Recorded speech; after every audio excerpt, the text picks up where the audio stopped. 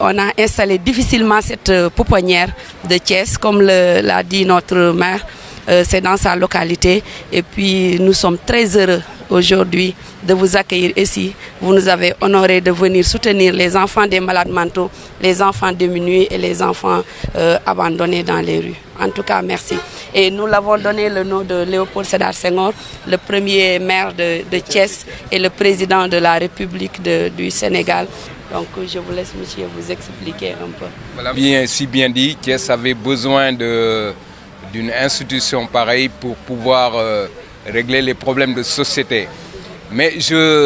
moi je suis un peu avant-gardiste. Hein. Bon, Thiès, nous tous, nous sommes des Thiessois et on savait qu'avant Thiès c'était quelques quartiers, mais aujourd'hui Thiès a gonflé. Thiès a gonflé et puis ces problèmes récurrents des malades mentaux vont encore se démultiplier et c'est pour ça que nous avons pris les devants avec un petit espace comme ça, investir déjà pour appuyer les autorités locales. C'est un travail qui devait normalement émaner du gouvernement parce que c'est très fastidieux, c'est très difficile d'avoir l'idée de créer une pouponnière. Et j'en appelle à monsieur le maire et aux autorités locales que après ça, nous allons passer à la deuxième phase. La deuxième phase, ça sera d'avoir un espace beaucoup plus grand où on pourra construire une grande pouponnière et un centre d'accueil pour les malades mentaux. Parce que je vous assure que la dame de fer que vous avez vue, ce qu'elle endure quand on l'appelle à 1h et 2h du matin dans une famille, parce que là-bas, il y a un problème de malade mental, il y a des problèmes de violence, elle se lève à 1h pour aller régler ça, c'est quelque chose de très compliqué. Donc nous avons besoin, en tant que Thiessois, un petit espace, monsieur le maire, je vous interpelle, pour pouvoir construire un centre d'accueil, pour pouvoir accueillir résoudre, au moins atténuer ces problèmes sociétals. Merci beaucoup. tey bu ñëwee di ñu fekk ci fii ci suñu biir dëkk di champion taekwondo dañ ciy bég di kontaan di xam ni vraiment effort bi mu def tey Thiès yëpp la ko defal te tey donc au nom des autorités muy préfet bi muy gouverneur bi muy madame Ndiaye inspectrice régionale ñun ñu ngi ciy kontaan parce que sport bi ñuy góorgóorlu ñu ngi gis ni mi ngi dox ci biir Thiès te lu mel ni dafay yokk xale yi ñu gëm ni effectivement sport bi nu nekk war nañ ci mën a réussir. tey jii vraiment c'est un champion olympique mais aussi c'est un champion de la vie parce que yamalu ko rek ci wàllu sport mi ngi ñëw tey ci but humanitaire pour jàppale centre bi ñuy gis ni li muy def lu am importance la tey dinañ ko présenter jeunes Thiessois yëpp dafay susciter ay vocation ci xale yi koy def ak xale yi nga xam ni defuñu ko pour que ñëpp defandoo sport ñu xam ni sport c'est important ku ci ne moo ko war a def peut-être tout le monde ne sera pas champion comme lui demain mais sport bi dina am ay vertus d'éducation yu leen mën a permettre suba ñu doon des citoyens modèles et vraiment ñu remercier Duba. J'aimerais remercier en particulier Balle parce que c'est lui qui m'a parlé de cette ville de Thiès. Donc voilà, il m'a dit qu'il faisait des actions ici, qu'il menait des actions. Il m'a parlé de la pouponnière. Je vais direct adhérer et voilà, c'est en dehors du sport, c'est un grand homme. C'est un grand homme qui essaie de développer son pays et j'espère que avec son travail, il y aura d'autres champions et beaucoup de champions qui vont émerger de la ville de Thiès. Yalla du def hasard. Pourquoi l'inspecteur? Pourquoi moi ici? D'abord en tant que maire, mais aussi en tant que sportif. Je suis le président de l'association des entraîneurs éducateurs de football de Thiès et le premier vice-président au niveau national. Donc ça fait 25 ans que je suis dans le sport. Et pas n'importe quoi dans la formation. Et aujourd'hui, ils sont internationaux en Europe que j'ai convoyé. Je suis revenu du Portugal il n'y a même pas très longtemps pour faire signer des contrats. Et moi, il n'y a rien du tout. Nous sommes dans le sport et dans le social. 25 ans durant. Je crois que mon diplôme aura 25 ans au mois de décembre. 25 ans de ma vie, je l'ai consacré dans ça. Dieu peut-être consacré ma manette mère. Mais dans mes actions humaines, je suis venu en taxi. Pourquoi? C'est parce que je veux tous d'abord à travers Madame Guy et Balla, voir cette Afrique-là, nous devons développer. Nous sommes des champions comme lui et garder les pieds sur terre et la tête sur les épaules, c'est important. Je wax toujours référence mon prophète Mohammed sallallahu alayhi wa sallam en tant que musulman yalla tagg ko ci ay mamam. C'est pourquoi quand les gens disent Abdallah moy mamam ak diw ils font erreur. Ci jikko la ko tagg. Ci jikko la ko yalla tagg. Innaka la khuluqil azim. Donc pour dire que jikko mo am solo te jikko éducation moko indi. Donc so yaré sa dom bu ñu mëna am li ci mom bari na fi parents yu seen doom nekk champion bien avant moom 30 ans nous avons vécu plus de 30 ans nous sommes dans le football nous suivons nos champions mais quand ils viennent là c'est la présidence c'est les grands couloirs et c'est retour à Paris ou dans les autres pays donc suñu gisee nga def sa doom mu am xel mi dañuy sensibiliser yeneen yaay yëpp pour wax ni àdduna amul solo fii ku yàlla bëggul doo fi ñëw c'est important ku yàlla bëggul doo ñëw fii tu peux faire beaucoup de gestes les champions ils font des gestes mais ils les font dans les dancing ci lamb yi ci yeneen du ku yàlla bëggul doo fi def moi je suis témoin de ça et je te jure ku yalwaan ay at tey nga xëy nekk maire donc lu nit wax ci social su dul yàlla moo yor lépp da lay wax erreur donc fii nga ñëw moi dama lay wax en tant que frère di la encourager ces gestes là il faut jamais quand Messi descend à Mbour ñëpp daw muy def social demul ci làmb ji demul ci fenn demul xam na lu tax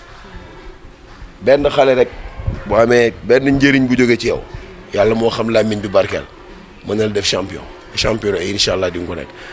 yaay merci beaucoup. non les gens ont abusé d'elle elle est tombée enceinte pour wax Sénégal li may wax yàlla bu la namul def yenn yi ci yow bi ñu koy yóbbu hôpital ñu def rajo def tout ma laa nuyu ma dem ci ay gàmmu ñu wax ma ko ma dem seeti ko quand je viens dama dugg rek et c'est une malade mentale hein, comme sur les papiers comme li nit ñi di wax parce que yàlla moo xam ku wérul mu ñëw rek elle s'est levée pour me dire yóbbu ma sama kër sans pour autant me connaître yóbbu ma ñibbi ma ne ko mais fooy ñibbi mu ne ma Kaolack laa dëkk dama waxoon su ma amee doom sama yaay laa koy tuddee elle est malade mentale. Tout de suite dans mon bureau je peux vous montrer les déclarations j'ai fait 72 heures à courir derrière pour voir lancer SOS avec la Croix-Rouge ak ministre bi pour ñu wutal ko place ñu dem seeti pouponnière bu Kaolack pour intégrer l'enfant bi yaay ji bi ñu yóbboo Croix-Rouge lancer recherche ba ñu retrouver famille am bi ñu ko yóbboo elle a trouvé que sa maman était morte derrière elle grand-mère bi ko yar nee na mosul am ci seen famille ku gën a yaru femme boobu mais dafa doon accoucher meret bi yéeg mu perdre xelam dem gisuñu ko 7 ans ñu koy wër on l'a retrouvé ici j'ai déclaré l'enfant jox ko turu yaayam intégré ko pouponnière delloo à Kaolack avec tous les moyens de la mairie su mairie bi amul ñu jël suñu poche def ci yàlla béni ces actions là donc loolu tax vraiment on vous encourage Balla aussi merci beaucoup. maa ngi leen gërëm di leen sant ci accueil bi monsieur le maire ak Binta Faty Dieng ak secrétaire général bi tout le personnel di leen gërëm di leen sant di leen remercier ci accueil bi di remercier aussi Balla mi nga xam ne moo ñu fi indi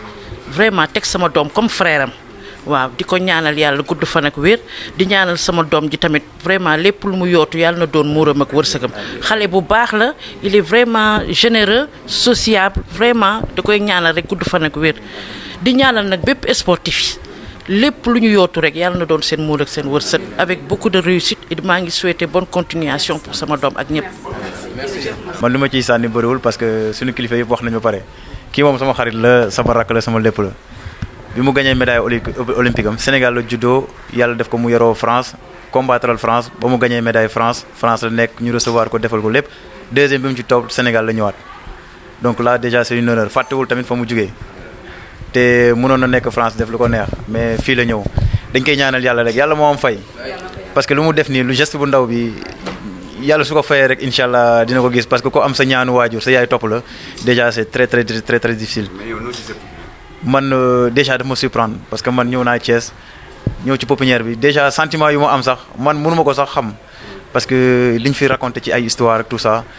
ñun xeex rek la ñu am xale lañ dañuy dem di xeex di ñëw di indi Sénégal di dem di ñëw mais bu ñëwee ci genre yu mel nii kër yu mel nii daf ñuy delloowaat tamit fàttali ñu suñu borom xam ne yàlla lu ñu may nii nañ ko sant yàlla te luñ ci mën a dimbali ñu dimbali ko kii nag suñu yaay ju baax a baax la man tey laa koy door a gis Sissoko yàgg naa ko gis mais yaayam maa ngi koy door a gis te lu mu am ni bettu ma parce que ko am sa ñaanu waajur mun nga am lu bëri kii boxe lay def sport bi gën a métti ci monde bi tamit France lay def mais boxeur ñu bëri xam nañu boxe sport bi gën a métti si la bokk ku mën di encaisser coup di xeex ay coup ça veut dire que am na yeneen coup yu muy encaisser ci vie am tamit loolu mooy refléter démarche am yi dañ koy ñaanal yàlla may ko guddi fan et puis lu muy yóotu suñu borom may ko incha allah. man taekwondo laay def. taekwondo sport Sénégal laay représenté moo lay wan sport amul frontière. France la nekk gagneel France ñëw na tey Sénégal di seet si ay xale di leen dimbali di partager sport boo xamante bokkuñu ko sañu ñaar mais ci sport bi si la lépp xaj te boo xoolee lii nga xam ne tey mënoo xam ne kii français la man sénégalais la mais tey gisoo ko fi sport rek moo am doole boobu. xam nga Thiès moom dafa nekk ville boo xam ni ville artistique la ville culturelle la bon te dañu bari jeunes yu bari yoo xam ni des fois du ñu am fu ñu daje pour def seen réunion wala yu demee noonu donc salle bi pour loolu la. Bon maintenant Thiès aussi dafay nekk dëkk boo xam ne nii dafay gën a yaatu et ñun comme ay privé la ñu dañuy œuvrer dans le co-développement suñu devoir aussi mooy jàppale suñu autorités locales yi les maires parce que ñoom ñooy représentants du peuple fii localement suñu defee lii aussi dañ leen di jàppale parce que des fois dañuy vivre cas yoo xam ni c'est très compliqué procureur mën na am benn problème mu xale wala yaay ji wala parents yi xaaju guddi kenn xamul nuñ koy def mais léegi am nañu ku ñu woo mooy Binta Fatim Dieng suñ ko woowee mu taal otoom dem Gent wala feneen dem régler problème yooyu ci loolu lañ nekk maintenant salle bi aussi complément la. mais nag aussi maa ngi encore répété pour monsieur le maire ci olof bi ah lu ñu gënaloon aussi mooy ñu am foo xam ne nii yaatu na ci Thiès parce que actuellement ñun ñi ngi collecter moyens yi pour def benn centre d'accueil monsieur le maire ñoo ngi à travers vous aussi ñi ngi koy jottali président de la République parce que suñu dëkk bi Thiès dañ ko war a toppatoo parce que ville bu mag lay nekk soriwul aéroport bi te problème sociétal yooyu mooy problème ñi am feebaru xel. lu quartier yi gën a yokk lu kër yi gën a yokku ñu gën a am problème yooyu donc il faut ñu teel ci jóg pare ko mënuñu bàyyi Thiès ni meloon il y a 20 ans soo ñëwee place de France gis ñi ngi toog foofu kenn du leen toppatoo du ñu am lu ñu lekk et pourtant dafa nekk loo xam ni mën na dal ku nekk mën nga yeewu le matin mu dal la donc franchement monsieur le maire à travers cette journée en tant que secrétaire général maa ngi attirer attention te man xam naa ni yow di nga ñu jàppale man je suis sûr que di nga ñu jàppale parce que recevoir nga ñu bi ñu la nommé bon mënoon nga nekk foofu di diital comme ñeneen ñi mais non bi ñu la woowee da nga ñu recevoir et bien reçu et maa ngi profité pour remercier ko ci li mu def nii voilà jërë ngeen jëf